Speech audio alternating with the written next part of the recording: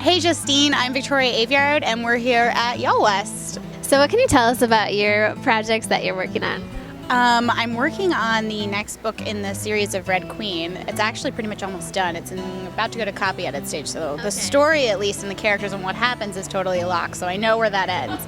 And then we're launching into the third book, which I am outlining right now, and there's also maybe some hints of new projects in the Red Queen world coming out this year as well. Is there anything you can tell us about the next book or the series that maybe the fans might not know? The next book is a lot bigger than the first, of course, because the first book you're setting up the world, you're setting up the characters, and the second book is where I really let them run loose. We get to see a lot more of the kingdom. We get to see a lot more of the characters as they change and develop because now we know who they are. And this is very much the downward spiral book of all the consequences of what happened in book one now coming to fruition in book two. But your book has been so popular. But if someone maybe hasn't read it before, they're not familiar with it, who do you think would enjoy reading it? Basically, it's for fans of fantasy, fans of dystopia. If you like The Hunger Games, if you like Divergent, if you like Game of Thrones, my particular favorite, then it's definitely for you. It's also if you just like a good story and you like a fun time. Yeah. That's my goal, is always just to entertain. So if you like being entertained, hopefully I did it.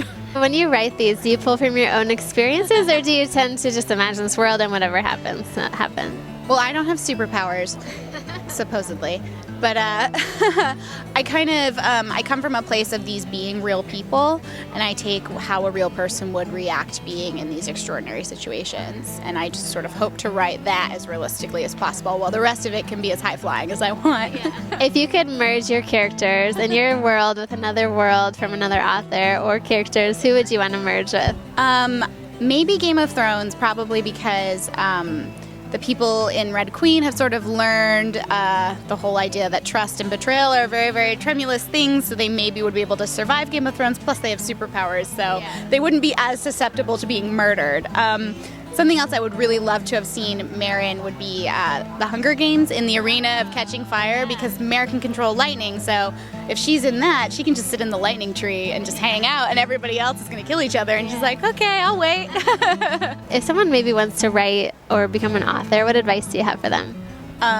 First of all, my advice is write. Just write whatever you want. Don't write to trend, because you're not going to be passionate about it and it'll show. And the number one thing is get to the end. Just write the words the end, and once you get there, everything else is not as hard, I guess. That was the hardest part, was finishing the manuscript, and then from there it was finding someone who liked it. But by the time you get to the end, you'll understand where your problems are, and everything that seemed really big at the time, you'll be able to fix.